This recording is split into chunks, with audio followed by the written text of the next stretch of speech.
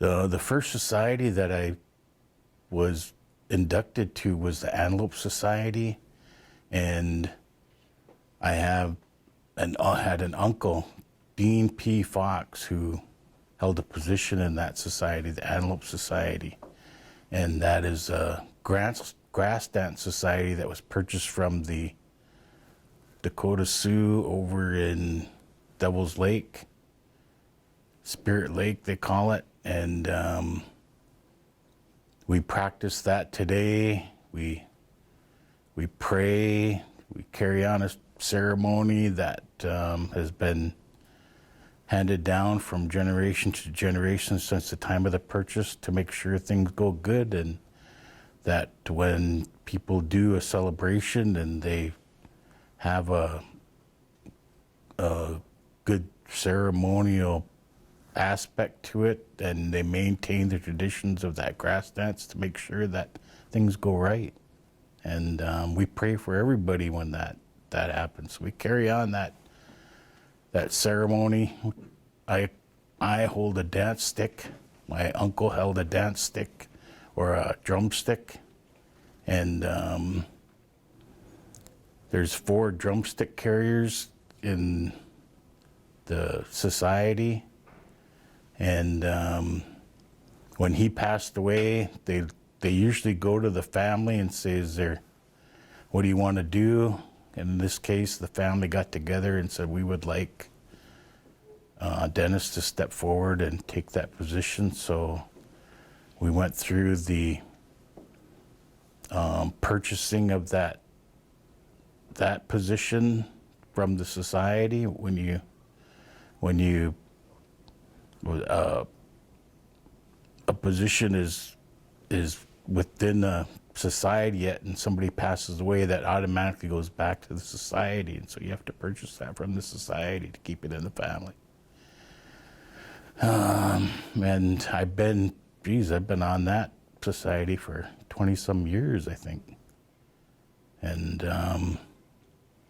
then the next society, the Blackmouth Society, was kind of a revitalization of that society. The society actually died out. The last Blackmouth Society member that was told to me was Rufus Stevenson of Shell Creek. And that's a police society for the Mandans and Hadadzas, even the Rickras. You know, they don't claim it. I argue with the chairman all the time about that. They don't claim it.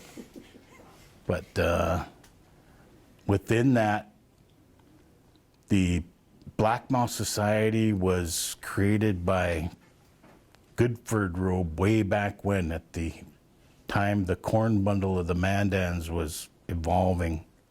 And when that corn bundle was given to us by the spirits in this way that kind of in a spiritual realm, that certain things are handed down with that bundle that you got to carry out. And there's 3 men or 3 beings at that time that took care of it, and that was corn husk earrings, Goodford Robe, and uses his head for a rattle.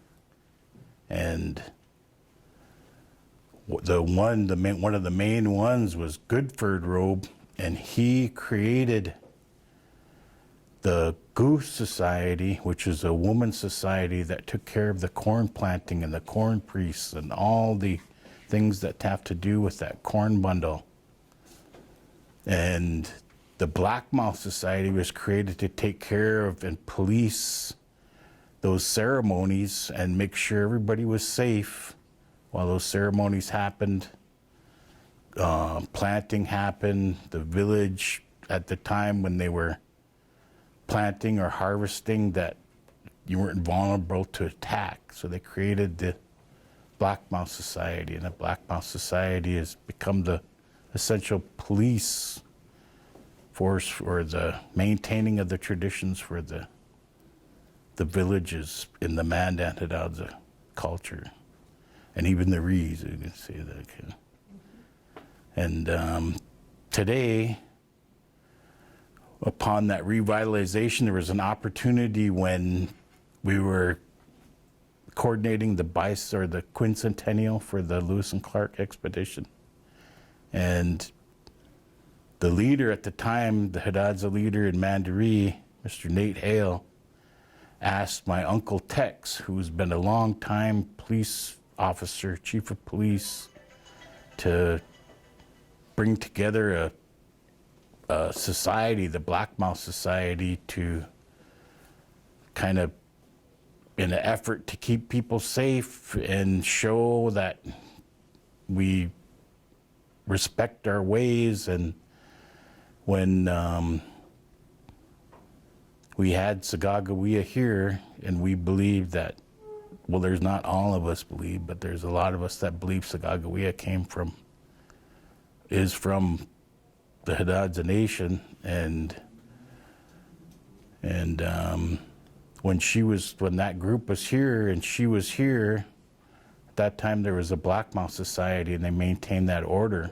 So we asked that Gerald Tex Fox bring together that Blackmouth Society again. So there was a lot of preparation that went on, and he called upon his wife, April Fox, and she made us all the uniforms and the traditional things that we should wear. And we met a number of times for about, I'd say, a year and a half, determining what we were going to do and how we present ourselves, and essentially followed the lead of Gerald Tex Fox and the person who asked, Nate Hale, to bring back the Blackmouth Society. So there's a lot of prayers and initiations that we had to go through, and figuring things out, and reading textbooks, and trying to understand who remembers that history of the Blackmouth Society.